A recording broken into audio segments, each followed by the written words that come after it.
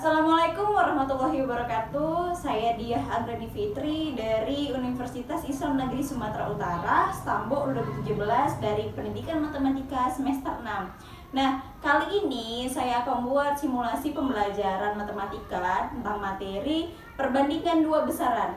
Kalau ingin lebih tahu bentukan videonya atau bentukan dari pembelajarannya, silakan ditonton videonya.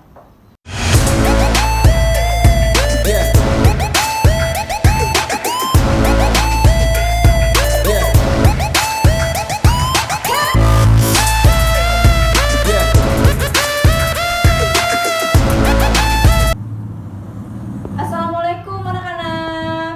Waalaikumsalam. Oke, sebelum kita memulai pembelajaran, ada baiknya kita berdoa dulu nih, biar pembelajaran kita kali ini lebih berkah dari hari-hari sebelumnya. Oke, doa dimulai.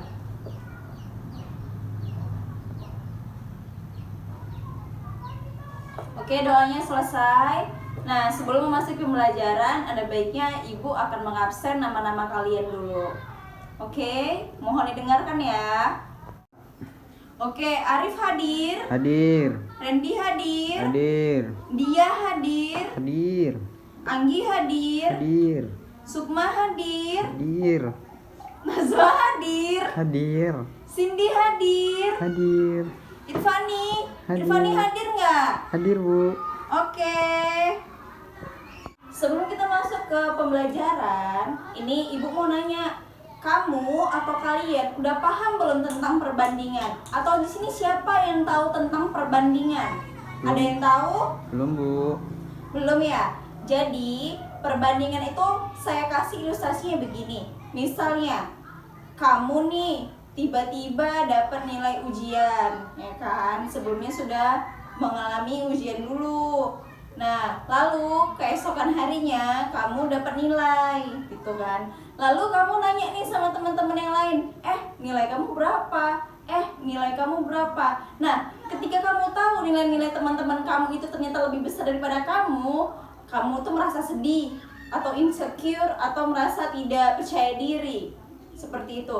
Nah, memang terlihat remeh, tetapi perbandingan yang seperti itu termasuk dalam pembelajaran matematika loh. Mau tahu lebih lanjut? Ayo. Oke, kita masuk ke pengertian perbandingan. Perbandingan adalah membandingkan dua jenis nilai atau lebih dengan satuan yang sama ataupun berbeda dan diselesaikan dengan cara yang sangat sederhana. Kita masuk ke contoh.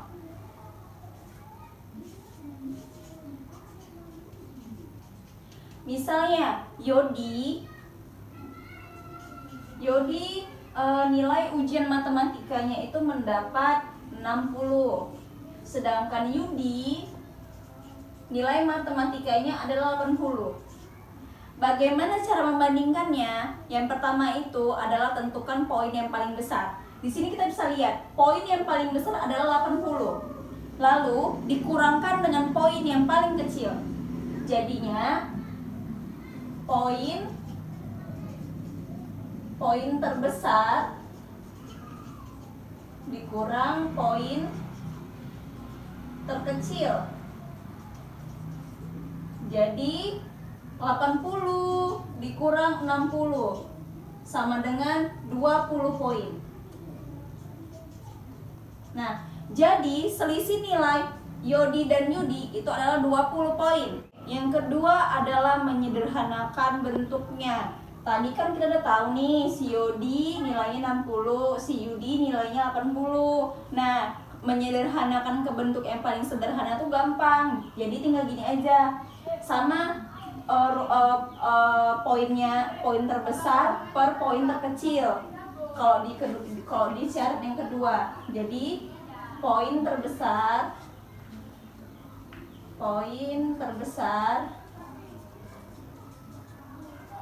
per poin terkecil.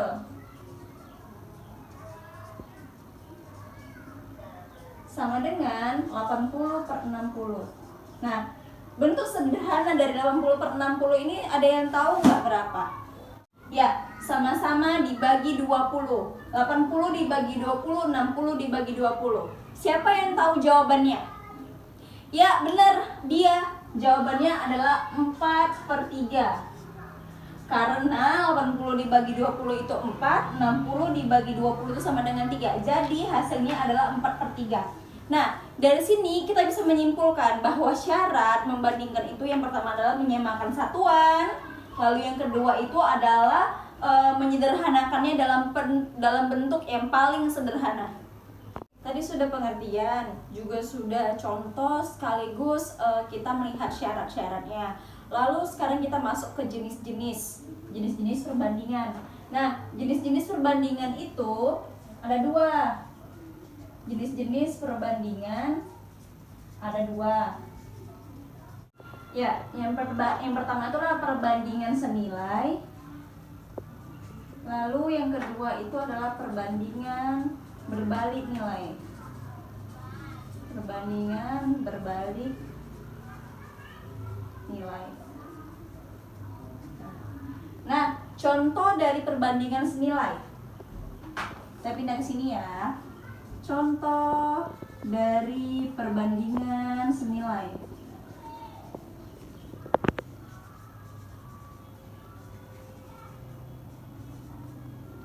Sini aja deh.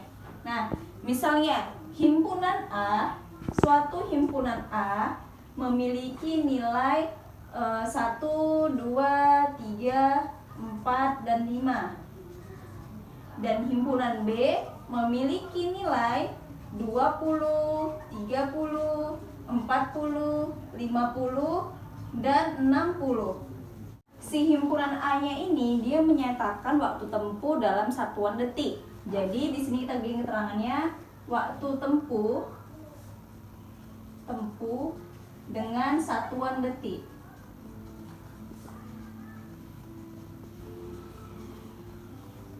Nah, sedangkan si himpunan B ini dia menyatakan jarak tempuh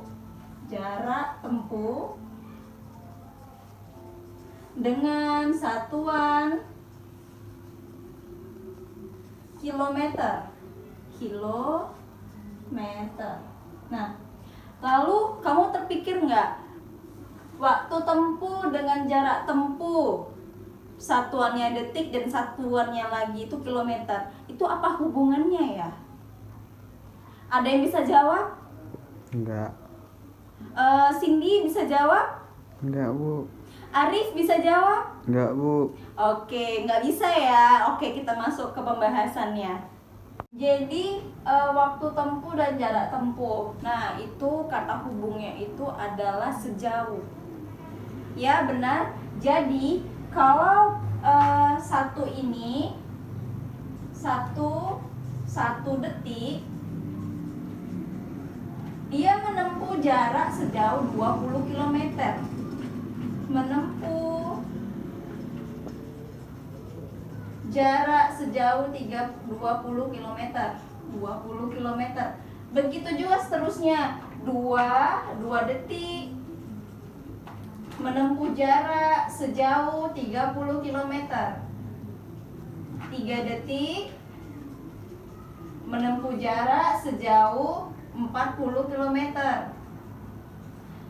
4 detik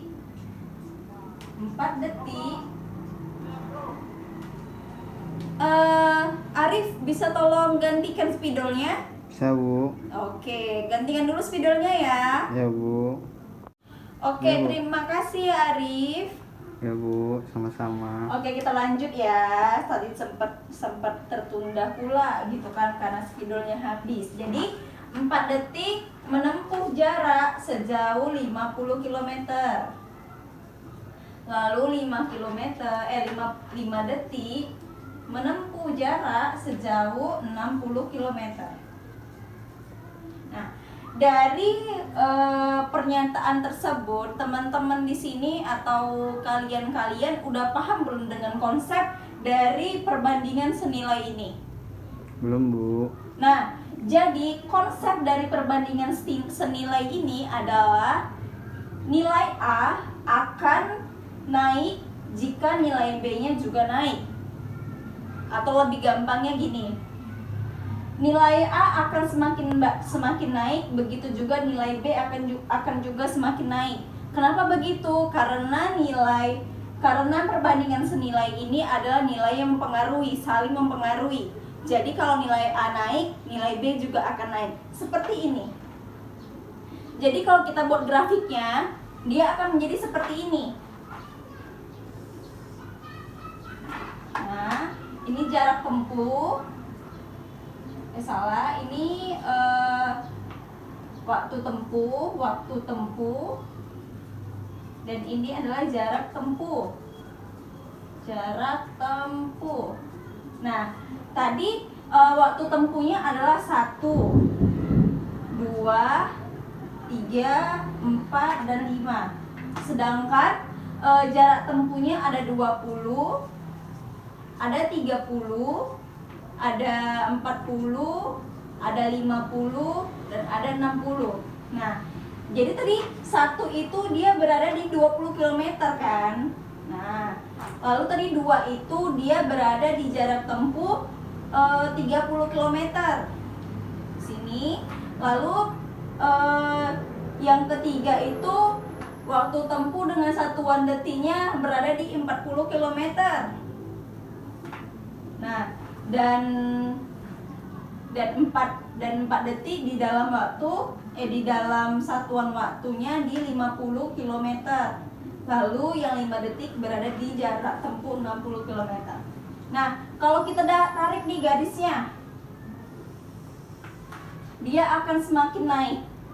Maka itu kita bilang nilai A dan nilai B saling berkaitan, atau nilai A dan nilai B akan sejalan. Jadi ketika mereka naik, nilai A naik, maka nilai B juga akan naik. Seperti itu. Kita masuk ke contoh kedua, yaitu perbandingan berbalik nilai. Contohnya itu misalnya seorang petani mempunyai jumlah sapinya itu 50 ekor. Nah, dia menetapkan nih pangannya itu 1 ikat rumput harus habis dalam 1 hari. Nah, jadi bagaimana kasusnya apabila si petani ini punya 75 ekor sapi dengan pangannya itu habis dalam waktu 2 hari. Lalu 50 ekor sapi itu dia menghabiskan pangannya itu sebanyak 3 hari. Lalu 35 ekor sapi dia menghabiskan pangannya itu sebanyak 4 hari. Dan 25 ekor sapi itu dia menghabiskan pangan sebesar 5 hari. Dan 10 ekor sapi dia menghabiskan pangannya itu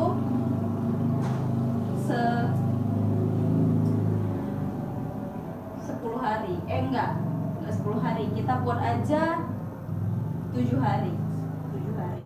Dari data tersebut, data ini kita dapat menyimpulkan bahwa semakin sedikit si sapi punyanya si peternak ini, maka makan mereka akan semakin lama. Kayak gitu. Jadi semakin sedikit makan mereka akan semakin lama, kayak gitu. Jadi ibarat kata kalau misalnya kita buat grafiknya nih seperti ini nih.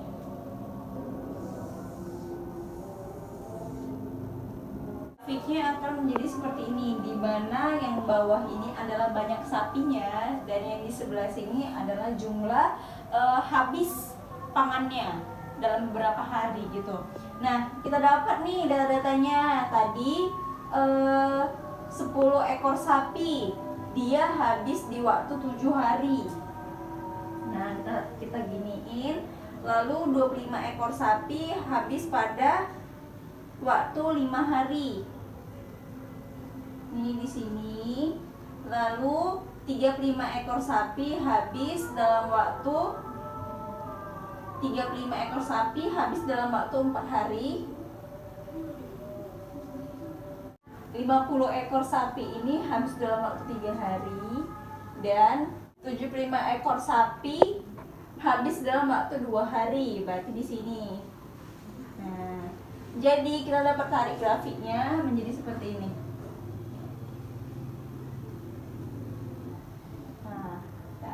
Dari beberapa pembahasan tersebut, dari perbandingan senilai dan perbandingan berbalik nilai, kita dapat merangkumnya atau mensimpulkan bahwa perbandingan senilai itu adalah nilai A dan nilai B akan berkesinambungan, akan ikut atau sejalan. Nah, kalau di perbandingan berbanding nilai ini dia tidak begitu gitu. Contohnya seperti ini. Jadi dia semakin banyak sapi, maka nilainya itu akan semakin kecil. Seperti itu. Nah, sampai sini ada yang ingin ditanyakan? Nggak ada. Sudah paham semua? Paham. Oke, baik. Kalau begitu, kalau sudah paham semua, sekarang Ibu yang ngasih soal untuk kalian. Nah, soalnya ini akan dikumpulkan minggu depan. Saya bacakan dulu soalnya. Pembuatan kolam ikan dilakukan oleh 8 pekerja dengan gaji seluruh pekerja sebesar Rp300.000.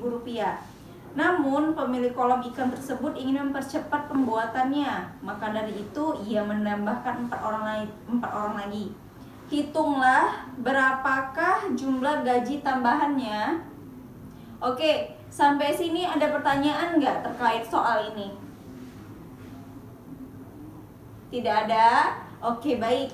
Nah, jadi sistematika pengerjaan soalnya ini kamu akan saya bagi dalam beberapa kelompok. Masing-masing kelompoknya itu terdiri dari 3 orang, 3 atau 4 orang. Nah, jadi minggu depan salah satu kelompok, perwakilan kelompok akan mempresentasikannya dan saya akan memberikan kuis kepada teman-teman kalian. Oke, sampai situ saja saya akhiri. Wassalamualaikum warahmatullahi wabarakatuh. Baiklah, itu saja yang bisa saya sampaikan dalam simulasi pembelajaran kali ini.